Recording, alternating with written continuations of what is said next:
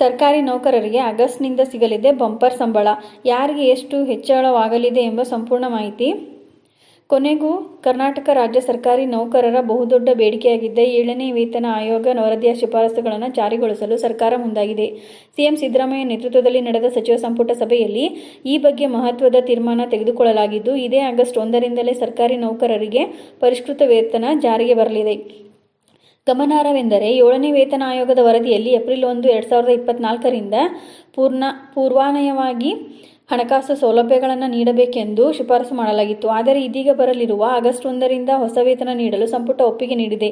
ಇದರಿಂದ ಯಾವ್ಯಾವ ಸರ್ಕಾರಿ ನೌಕರರ ಸಂಬಳ ಎಷ್ಟೆಷ್ಟು ಹೆಚ್ಚಾಗಲಿದೆ ಎಂಬ ಮಾಹಿತಿಯನ್ನು ತಿಳಿದುಕೊಳ್ಳೋಣ. ಕೆ. ಸುಧಾಕರ್ ರಾವ್ ನೇತೃತ್ವದ 7ನೇ ವೇತನ ಆಯೋಗವು ನೌಕರರಿಗೆ ಶೇಕಡಾ 27.5 ವೇತನವನ್ನು ಹೆಚ್ಚಿಸಲು ಶಿಫಾರಸು ಮಾಡಿ ಕಳೆದ ಮಾರ್ಚ್ 16ರಂದು ಸಿಎಂ ಸಿದ್ದರಾಮಯ್ಯ ಅವರಿಗೆ ತನ್ನ ವರದಿಯನ್ನು ಸಲ್ಲಿಸಿತು. ನಿಕಟಪೂರ್ವ ಮುಖ್ಯಮಂತ್ರಿ ಬಸವರಾಜ ಬೊಮ್ಮಾಯಿ ನೇತೃತ್ವದ ಬಿಜೆಪಿ ಸರ್ಕಾರ ನೌಕರರ ಸಂಬಳವನ್ನು ಶೇಕಡಾ 17ರಷ್ಟು ಹೆಚ್ಚಳ ಮಾಡಿತ್ತು. ಈಗ 7ನೇ ವೇತನ ಆಯೋಗದ ಶಿಫಾರಸಿನಂತೆ ಶೇಕಡಾ 10.5ರಷ್ಟು ಸೇರಿಸಿ ಒಟ್ಟು ಶೇಕಡಾ 27.5ರಷ್ಟು ಆಗುವಂತೆ ವೇತನವನ್ನು ಹೆಚ್ಚಿಸಲು ನಿರ್ಧರಿಸಲಾಗಿದೆ.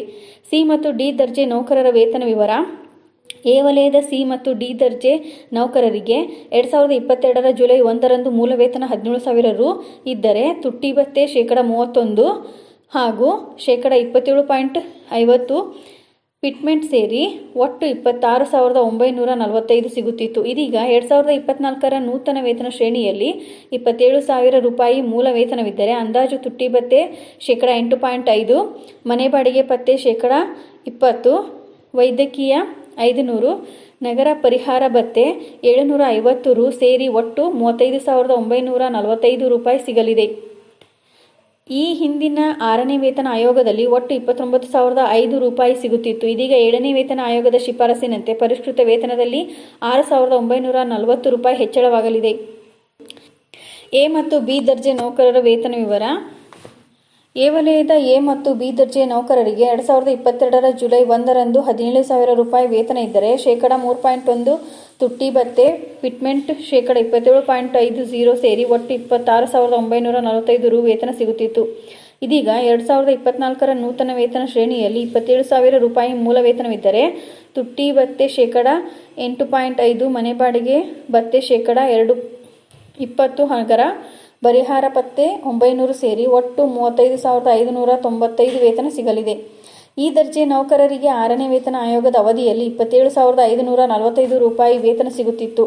7ನೇ ವೇತನ ಆಯೋಗದ ಶಿಫಾರಸಿನಂತೆ ಇದೀಗ ನೂತನ ವೇತನದಲ್ಲಿ 8,050 ರೂಪಾಯಿ ಹೆಚ್ಚಳವಾಗಲಿದೆ. ಸಂಪುಟ ಸಭೆಯ ತೀರ್ಮಾನದಂತೆ 7ನೇ ವೇತನ ಆಯೋಗದ ಅಂತಿಮ ಶಿಫಾರಸುಗಳು ಜಾರಿಯಾದರೆ, ರಾಜ್ಯದ ಸುಮಾರು 5.20 ಲಕ್ಷ ಸರ್ಕಾರಿ ನೌಕರರು, ನಿಗಮ, ಮಂಡಳಿ ಮತ್ತು ಪ್ರಾಧಿಕಾರಗಳಲ್ಲಿ 2.50 ಲಕ್ಷ ನೌಕರರು ಹಾಗೂ 4.50 ಲಕ್ಷ ನಿವೃತ್ತ ನೌಕರರು ಸೇರಿ ಒಟ್ಟು 12.20 ಲಕ್ಷ ನೌಕರರ ಕುಟುಂಬಗಳಿಗೆ ಅನುಕೂಲವಾಗಲಿದೆ.